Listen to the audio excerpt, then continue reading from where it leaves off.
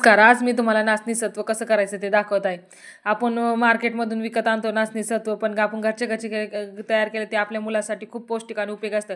मी ही पावशेर नाचणी किराणा दुकानातून आणली होती आणि ती छान प्रकारे स्वच्छ 2-3 पाण्याने धुवून घेतली आणि ती 2 दिवस चांगली भिजू घातली. त्यानंतर 2 दिवसानंतर त्याच्यातलं सर्व पाणी काढलं.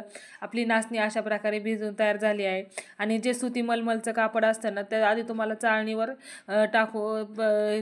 नाचणी टाकून चांगली निथळून घ्यायचं आहे. त्यामधील पाणी सगळं हे झालं पाहिजे, ड्राय झाली पाहिजे. नंतर तुम्हाला एका मलमलच्या कापडामध्ये किंवा उपरण्यात मी माझ्याकडे बारीक पिठाची चाळणी त्यामध्ये टाकलं होतं आणि त्याच्यावर रुमालाने झाकून ठेवलं होतं. असे 2 दिवसाच्या नंतर बघा नाचणीला छान प्रकारे मोड आले. बघा किती मोड आले. आणि अशी नाचणी मुलांसाठी खाण्यासाठी सुद्धा पौष्टिक असते. नंतर तुम्हाला ही नाचणी फॅन खाली सुकून घ्यायची, उन्हात अजिबात ठेवायची नाही. 2-3 दिवस तुम्हाला फॅन खाली चांगली सुकवल्याच्या नंतर अशी नाचणी बघा आपली वाळी आहे. त्यानंतर मी मिक्सरला फिरून घेतला आहे. त्यात थोडं फ्लेवर येण्यासाठी मी त्यामध्ये विलायची टाकली आहे आणि बारीक करून अशा प्रकारे आपली जी गव्हाची पिठाची चाळणी असते त्याने सर्व पीठ चाळून घेतला आहे. आणि जो कोंडा राहिला तो एकदा परत एकदा मिक्सरला छान प्रकारे फिरून घेतला आहे.